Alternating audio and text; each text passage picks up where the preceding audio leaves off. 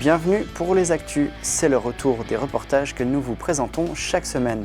Et si vous voulez faire partie de la prochaine édition, n'hésitez pas à nous contacter. On commence tout de suite l'actualité du secteur en vidéo avec la rentrée scolaire. Puis nous parlerons des portes ouvertes à venir au Sandholz.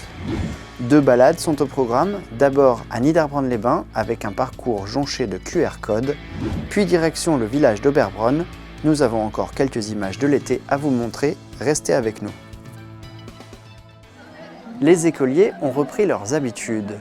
Pour la rentrée, nous étions au collège de Reichshofen où on commence l'année en musique.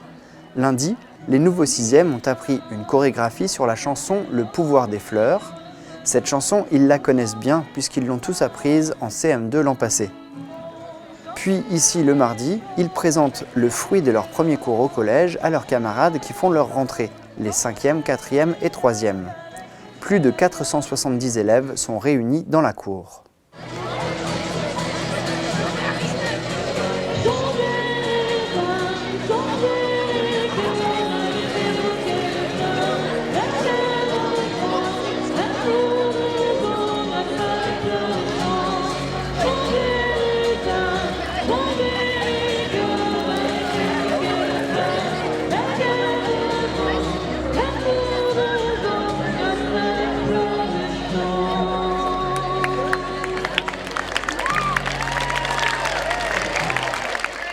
Ensuite, ils passeront tous un moment avec leurs professeurs principaux avant de commencer les cours. Dernière information, malgré la mobilisation des professeurs en juillet, une demi-classe de 6e SECPA et une classe de 3e ont été fermées. Les 90 élèves de 3e sont répartis dans 3 classes. Située à proximité de la gendarmerie, la zone d'activité du Sandholz a été créée il y a 25 ans. Les entreprises qui y sont implantées ouvrent leurs portes le samedi 14 septembre, une journée organisée par la communauté de communes du pays de Niederbronn-les-Bains. 8 entreprises nous présenteront leurs ateliers et leur savoir-faire, dont eBag. Le gérant, Eric Schuller, nous explique l'intérêt pour son entreprise d'ouvrir ses portes.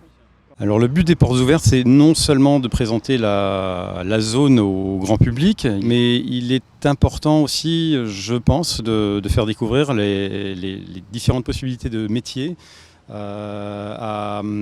public, parce qu'on est trop souvent, je dirais, même quasi automatiquement soumis à des problèmes de recrutement de personnel. Les structures sont dans le domaine quasi exclusivement de l'industrie et les postes à pourvoir dans l'industrie sont nombreux alors que les candidats malheureusement sont en manque. Ce qu'on peut rajouter quand même, c'est que l'industrie qu'on peut présenter au Sandholz est une industrie novatrice, moderne, avec des possibilités de promotion de postes à forte valeur ajoutée, donc des postes très très intéressants en fin de compte pour le public. Et ces emplois non pourvus nécessitent des qualifications, mais des formations existent. En tout cas, ce sera l'occasion d'en parler le samedi 14 septembre. Enfin, sachez qu'au niveau de l'entreprise Aptar, anciennement CSP Technologies, une petite restauration est organisée par l'Amicale des pompiers. Les QR codes sont des petits signes qui fonctionnent un peu comme des codes barres. Ils ont été créés au Japon et se développent avec les téléphones portables, notamment pour le tourisme. En scannant ces QR codes avec votre téléphone, vous ouvrez des liens internet vers des pages qui sont créées spécialement. Ophélie et son groupe nous expliquent tout de ce parcours à Niederbronn-les-Bains. Cet été, la ville de Niederbronn-les-Bains se visitait sous un nouvel angle. Les 8 et 15 juillet, les curieux pouvaient se balader dans la cité thermale lors d'un parcours ludique en utilisant leur smartphone. L'idée vient d'Ophélie, animatrice au réseau d'animation intercommunal. Accompagnée de la mairie, l'office de tourisme et la maison des jeunes, elle a pu mettre en place ce projet dans le cadre de son diplôme DEGEPS. Le projet de départ est né de constats d'un diagnostic de territoire que j'avais effectué dans le cadre de ma formation, qui me montrait en tout cas que les personnes de Niederbronn qui ont été interrogées font pas beaucoup de sorties culturelles et qui n'en font pas beaucoup du fait du coût et du frein de la distance. Et que surtout les gens avaient une mauvaise connaissance de l'histoire de leur village. Et pour pérenniser ces petites histoires, on s'est dit on va mettre en place un parcours qui valorise les lieux et qui en même temps apporte des renseignements sur le lieu. Au départ de l'office de tourisme, les joueurs pourront passer par la place du bureau central, sous le pont du Diable ou encore par les vestiges romains. Pour savoir où aller, des pancartes avec le QR code sont disposées aux différentes étapes. Grâce au smartphone en flashant le code, vous êtes redirigé vers le quiz mis en place sur un site internet. Ça commence toujours par une petite image qui indique le lieu où on est. Un petit descriptif de comment faire pour aller à l'étape prochaine. Et ensuite, là, vous avez la possibilité de choisir votre rubrique de jeu. Donc on l'a mis en place pour les moins de 8 ans, pour les enfants de 8 à 11 ans, pour les 12-15 ans et pour les plus de 15 ans. Le visiteur peut retenter sa chance s'il n'a pas trouvé la bonne réponse, essayer les autres paliers de difficulté ou encore se rendre à l'étape suivante. Lors du parcours, les participants sont invités à donner leur avis. L'idée, c'est vraiment que le projet continue à grandir que ce soit en étapes, mais grandir aussi en communes. L'idée, ce serait de mettre en place ce genre de projet sur d'autres villages, quitte peut-être à les relier par les itinéraires cyclables, c'est l'idée qui nous est passée par la tête. Et l'idée, c'est aussi de le traduire peut-être en première langue, qui serait l'allemand, pour que les touristes et les autres personnes qui viennent sur le territoire puissent aussi en profiter dans leur langue. Du coup, pour l'améliorer, le faire grandir, il va falloir encore attendre un petit peu. Mais en tout cas, on recherche des personnes pour nous aider si jamais. Ces 2 premières dates auront permis de le tester auprès du public et de faire éventuellement quelques modifications. Rendez-vous en septembre où le circuit sera officiellement mis en place. Tous les étés, un restaurant particulier s'ajoute à la liste des établissements bien connus du secteur. Une obligation pour garder la licence 4 dans le village. Un restaurant, oui, mais aussi des animations. Reportage à Utenhofen dans ce lieu insolite. Le village d'Utenhofen ouvre un restaurant éphémère. Il y a quelques années, quand le restaurant du village a fermé, la commune a racheté la licence dans l'hypothèse d'avoir un jour un commerce qui en aurait besoin. Sans cette licence, il est interdit d'ouvrir des débits de boissons alcoolisées et il est impossible de créer de nouvelles licences. Depuis, la municipalité conserve donc cette licence et pour renouveler ce droit, tous les ans, la salle des fêtes se transforme en restaurant.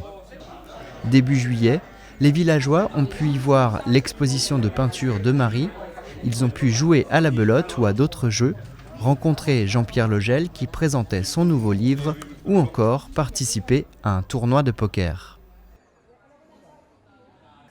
La commune d'Oberbronn possède un passé historique qui vaut le détour et les visiteurs ne s'y trompent pas, chaque année ils sont nombreux à voir le patrimoine du village. Visite guidée avec Jean Salès de la société d'histoire, la Char, dans les rues d'Oberbronn. Oberbronn est un village très visité. Il regorge de symboles et d'histoires bien connues des membres de la Char, dont le guide Jean Salès. Il se fait un plaisir de partager ses connaissances avec les visiteurs du jour, conviés pour les sorties du carnet du parc naturel régional des Vosges du Nord. La visite commence au couvent, puis, rue principale, on s'intéresse aux symboles sur les maisons.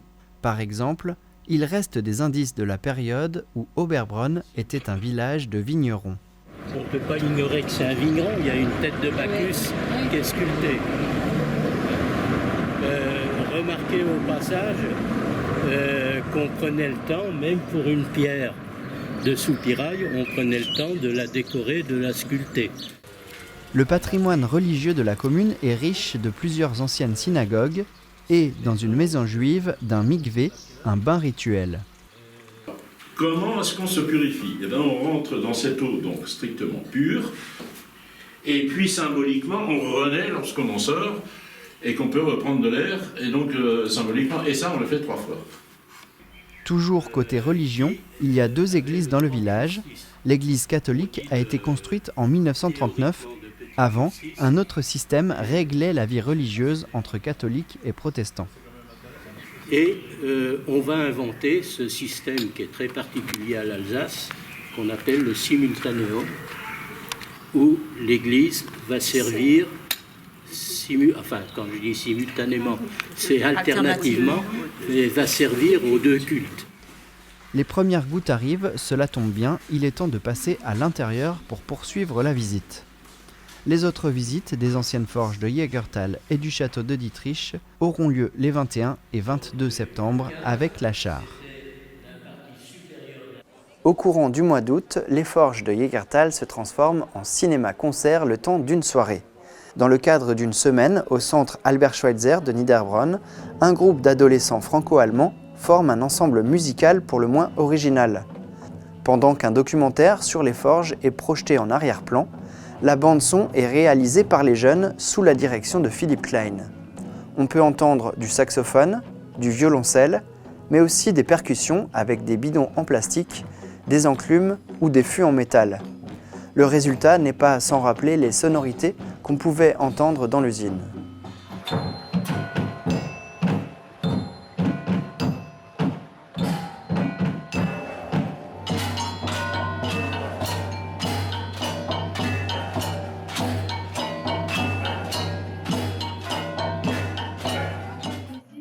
Ce spectacle marque pour les jeunes la fin d'une semaine riche en émotions, une expérience qui forme la jeunesse et forge le caractère. C'est tout pour cette semaine. Tout de suite, c'est l'interview de la semaine où on parle des 10 ans de Photofolies. Puis vous pouvez voir ou revoir la rétrospective de l'été qui est aussi disponible sur notre site internet tv3v.fr. Nous, on commence à préparer les prochaines actus. Bonne semaine.